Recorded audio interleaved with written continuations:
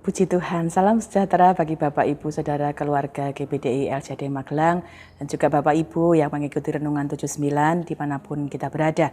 Hari ini kita akan kembali merenungkan firman Tuhan. Kita telah tiba pada pembacaan di 2 Raja-Raja pasal yang ke-5. Hari ini saya akan mengajak Bapak Ibu untuk merenungkan satu tema sahabat hebat. Ya, beberapa waktu yang lalu saya mengajak kita merenungkan tentang sahabat jahat ya, tapi hari ini kita akan melihat bagaimana sahabat hebat. Ya, 2 Raja-Raja pasal 5 ini merupakan kelanjutan dari beberapa catatan. Maaf, 2 Raja-Raja pasal 8 ya maksud saya. Ada catatan-catatan tentang kejadian-kejadian yang terjadi pada seorang wanita yang bernama, dituliskan di sini adalah wanita dari Sunem ya. Wanita ini adalah seorang wanita yang luar biasa. Dan firman Allah mencatat perempuan ini adalah perempuan yang punya persahabatan yang hebat ya.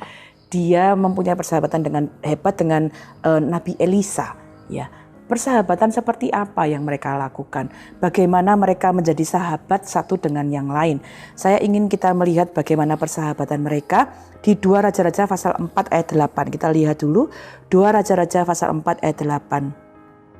Pada suatu hari Elisa pergi ke Sunem. Di sana tinggal seorang perempuan kaya yang mengundang dia makan. Dan seberapa kali ia dalam perjalanan singgahlah ia ke sana untuk makan. Ya. Wanita Sunem ini adalah seorang wanita yang terhormat, yang kaya dan diberkati. Ya. Dia punya banyak berkat dan dia membuka rumahnya untuk Elisa makan. Ya, sehingga setiap kali di sini dituliskan ya, seberapa kali Elisa dalam perjalanan Elisa mampir ke sana dan makan ya. Sebagai sahabat yang baik ya, dia penuh dengan kemurahan hati. Ini yang dilakukan oleh wanita Sunem ini ya. Dia penuh dengan kemurahan hati untuk dapat melayani keperluan-keperluan dari Elisa untuk makan dalam perjalanannya ya. Tetapi bukan hanya itu saja. 2 Raja-Raja pasal 4 ayat 10 mencatat demikian. Pada suatu kali dia kemudian berkata kepada suaminya, wanita Sunem ini, bahwa mereka bukan hanya akan menyediakan makanan. Ayat 10 dia berkata demikian di 2 Raja-Raja pasal 4. Baiklah kita membuat sebuah kamar atas yang kecil yang berdinding batu, dan baiklah kita menaruh di sana baginya sebuah tempat tidur, sebuah meja, sebuah kursi dan sebuah kandil. Maka apabila ia datang kepada kita, ia boleh masuk ke sana. Ya, persahabatan yang hebat tidak antara wanita ini dengan keluarganya bersama dengan Nabi Elisa, kemudian berlanjut kemurahan wanita ini bukan saja untuk memberikan dia makan ya, memberkati dengan makanan, bahkan menyiapkan sebuah kamar di mana Elisa dapat berkunjung, dapat beristirahat dan dapat tinggal di rumahnya. Ini satu hal yang kita dapat lihat ya, bagaimana seorang sahabat yang baik itu melayani dengan baik, melayani dengan penuh kemurahan hati ya, memberikan makanan, memberikan tempat tinggal ya.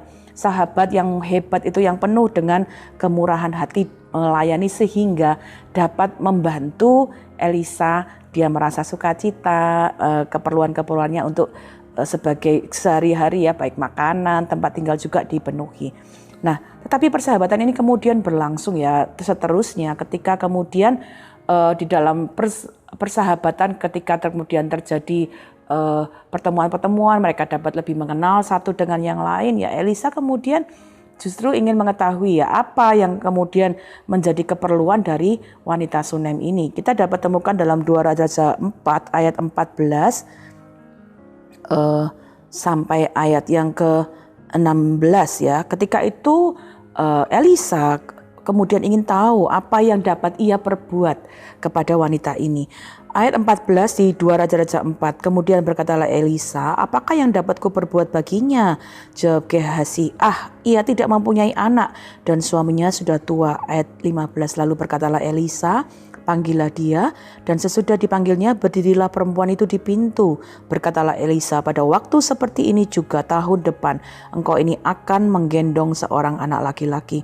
Tetapi jawab perempuan itu, janganlah dusta, janganlah tuanku ya abdi Allah, janganlah berdusta kepada hambamu ini. Ayat 17.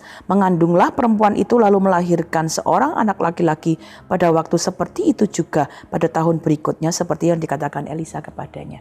Ya, Elisa kemudian juga menunjukkan persahabatan yang hebat karena dia bukan hanya menikmati apa yang disediakan oleh wanita ini, tetapi kemudian dia menanyakan apa keperluannya, ya, mencoba mengerti bagaimana pergumulan-pergumulan wanita ini. Kemudian dia berdoa bagi keperluan sahabatnya. Ya, kita bisa belajar ini persahabatan yang hebat, sangat luar biasa.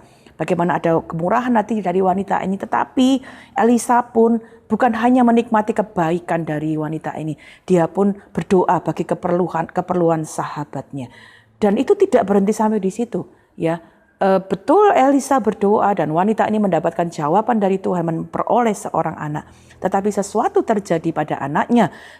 Kalau kita baca selanjutnya tetap di 2 Raja-Raja 4 ayat 33 dan 34 kita mendapati bahwa anaknya kemudian mati. Tetapi apa yang terjadi? Ketika Elisa, kita mulai baca ayat 32 ya. Dan ketika Elisa masuk ke rumah ternyata anak itu sudah mati dan terbaring di atas tempat tidurnya. Ayat 33, sesudah ia masuk, ditutup nyala pintu itu sehingga ia sendiri dengan anak itu di dalam kamar. Kemudian berdoalah ia kepada Tuhan. Lalu ia membaringkan dirinya di atas anak itu dengan mulutnya di atas mulut anak itu dan matanya di atas mata anak itu serta telapak tangannya di atas telapak tangan anak itu. Dan karena ia meniarap di atas anak itu, maka menjadi panaslah badan anak itu. Dan kita mencatat selanjutnya diceritakan bahwa anaknya itu kemudian hidup, ya. Ini adalah satu catatan persahabatan yang hebat di antara perempuan Sunem, keluarganya dan juga dengan Nabi Elisa. Bagaimana Elisa kemudian berdoa ketika sahabatnya dalam kesulitan dan mereka mendapatkan mujizat anaknya hidup kembali. Nah, kita sampai di 2 Raja-Raja pasal 8 yang kita baca hari ini. Ayat 1 dan 2 mencatat demikian. Setelah semua peristiwa itu, Elisa telah berbicara kepada perempuan yang anaknya dihidupkannya kembali. Katanya, berkemaslah dan pergilah bersama-sama dengan keluargamu dan tinggallah di mana saja engkau dapat menetap sebagai pendatang, sebab Tuhan telah mendatangkan kelaparan yang pasti menimpa negeri ini 7 tahun lamanya. Lalu berkemaslah perempuan itu dan dilakukannya seperti abdi Allah, seperti perkataan abdi Allah itu. Ia pergi bersama-sama dengan keluarganya lalu tinggal menetap sebagai pendatang di negeri orang Filistin 7 tahun lamanya, ya. Wanita ini kemudian mengalami perjalanan kehidupan selanjutnya, ya. Dan di pasal yang kita baca hari ini ada tercatat bahwa Elisa menasihati sahabatnya ini untuk kemudian pergi tinggalkan tempatnya karena akan ada kelaparan 7 tahun lamanya. Itu satu kelaparan, masa kesulitan yang sangat besar. Dan kita dapat belajar dalam persahabatan Elisa dengan wanita Sunem ini. Dia kemudian memberikan nasihat yang bijak. Ketika melihat wanita ini menghadapi bahaya, menghadapi ancaman kelaparan, dia memberi nasihat, pergi, keluar. Ya, ini mungkin tempat yang nyaman, tetapi kamu harus pergi, tinggalkan ini supaya kamu terlepas dari kesulitan, terlepas dari kelaparan. Dan wanita ini sebagai sahabat yang baik, dia taat kepada apa yang dinasihatkan oleh Elisa, sehingga dapat kita lihat bahwa dia kemudian terhindar dari kelaparan. Dari semua kisah persahabatan yang kita baca dari pasal 4 sampai pasal 8 ini, saya ingin kita mengambil pelajaran tentang sesuai dengan tema kita, sahabat hebat. Jadilah sahabat hebat. Bagaimana kita dapat menjadi sahabat hebat? Apa catatan yang kita dapat lihat untuk menjadi seorang sahabat yang hebat? Sahabat yang hebat itu adalah sahabat yang pertama, hadir di setiap waktu, bukan saja pada saat senang, tapi pada saat susah, ya.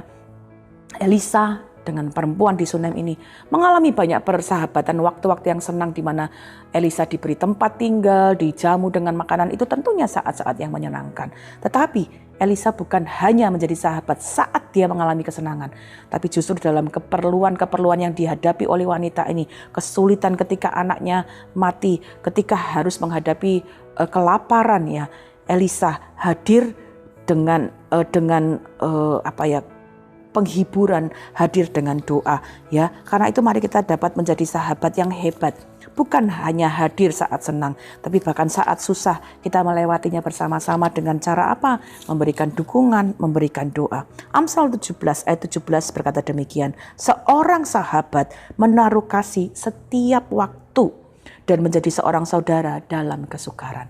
Ya, menjadi sahabat waktu senang itu mudah, tetapi menjadi sahabat yang hebat pada waktu kesukaran, menjadi saudara yang mendukung, yang mendoakan, itu adalah sesuatu hal yang hebat dan luar biasa.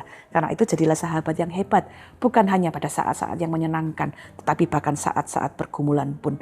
Ya, Elisa bukan hanya menikmati kemurahan hati dari wanita Sunem ini, tapi juga hadir dalam kesulitan dan pergumulannya dan memberikan doa. Kedua, sahabat hebat bukan hanya hadir setiap waktu, tetapi hadir dengan pengaruh yang baik. Ya, Elisa hadir dengan doa-doanya. Elisa hadir dengan hal-hal yang luar biasa yang memberi kekuatan kepada wanita ini sehingga wanita ini tetap dalam iman, tetap dalam kepercayaan. Ketika dia belum mendapatkan anak, dia dapat melihat dengan iman, dia memperoleh anak. Ketika anaknya mati, dia dapat memperoleh belajar dengan iman. Ada kehidupan mujizat yang Tuhan dapat lakukan. Bahkan tadi yang kita sudah baca, ketika ada di dalam bahaya kelaparan, Elisa memberikan nasihat yang bijak sehingga wanita ini pun terlepas ya dari kematian, terlepas dari kelaparan. Karena itu mari kita jadi sahabat yang hebat, juga hadir dengan pengaruh yang baik, memberi tahu hal-hal yang baik, melakukan hal-hal yang baik sehingga kehidupan kita, kehadiran kita dapat menjadi berkat ya. Amsal 13 ayat 20. Siapa bergaul dengan orang bijak menjadi bijak, tetapi siapa berteman dengan orang bebal menjadi malang. Pastikanlah kehadiran kita adalah kehadiran yang bijak sehingga orang yang bergaul dengan kita juga mengalami kebijakan. Hadirlah sebagai sahabat yang hebat. Kenapa kita hadir dengan pengaruh baik? Sehingga orang yang bersama dengan kita juga punya pengaruh yang baik. Kalaupun ada orang-orang yang kita lihat tidak punya hal-hal yang baik, mari kita jadi sahabat yang hebat, memberi pengaruh yang baik, memberi nasihat yang baik, sehingga orang lain tidak semakin terjerumus, tapi mereka juga dapat ditolong. Kiranya hari ini persahabatan antara wanita Sunem dengan Elisa memberi kita pelajaran untuk jadi sahabat yang hebat. Saya percaya setiap kita, Bapak, Ibu, Saudara, juga dapat dipakai Tuhan jadi sahabat hebat untuk orang-orang di sekitar kita. Puji Tuhan. Terima kasih telah mengikuti Renungan 79. Kiranya dapat menjadi berkat bagi kita semua. Bapak, Ibu, Saudara yang ingin didoakan dengan pokok doa tertentu atau menceritakan kesaksian baik mujizat kesembuhan, pemulihan, masalah keluarga dan lain-lain dapat disalurkan melalui chat WhatsApp di nomor 081327420082. Puji Tuhan, mari kita berdoa. Bapa dalam surga, kami mengucap syukur untuk pelajaran yang dapat kami terima dari firman-Mu. Bapa, kami berdoa berkatilah setiap kami untuk jadi sahabat hebat bagi orang-orang di sekitar kami. Kami belajar untuk ada di setiap waktu, bukan hanya pada saat-saat senang, tetapi dalam saat-saat pergumulan kami juga dapat hadir bagi orang-orang di sekitar kami, mendoakan, memberikan dukungan, dan menjadi berkat. Tolong kami juga hadir dengan pengaruh-pengaruh yang baik dalam hidup kami, sehingga hidup kami dapat membawa setiap orang juga mengasihi Tuhan dan hidup sesuai dengan kehendak-Mu. Berkati seluruh keluarga GBDI LCD Magelang dan setiap kami yang dengar firman-Mu untuk jadi sahabat hebat bagi orang-orang di sekitar kami. Hari ini kami bersyukur bagi setiap rekan-rekan yang sudah diterima di perguruan tinggi. Kami bersuka cita untuk berkat Tuhan atas kehidupan mereka. Kami terus mendukung doa bagi saudara-saudara kami yang masih bergumul untuk tempat mereka belajar di perguruan tinggi. Tuhan buka jalan, Tuhan beri semangat, dan kami percaya Tuhan punya rancangan yang terbaik untuk membuka jalan bagi mereka mendapatkan tempat belajar yang terbaik. Kami juga terus mendukung doa bagi keluarga yang bergumul untuk memiliki keturunan. Tuhan akan menolong setiap program yang dilakukan. Tuhan buka jalan, dan dengan berkat-Mu Tuhan memberkati dengan keberadaan keturunan anak di dalam keluarga ini. Terima kasih Bapa yang baik. Engkau ya Tuhan yang membuat pelita seluruh keluarga GBDI LCD Magelang bercahaya. Tuhan Allahku menyinari kegelapan. Terima kasih Bapa. Di dalam nama Tuhan Yesus Kristus kami mengucap syukur. Haleluya. Amin.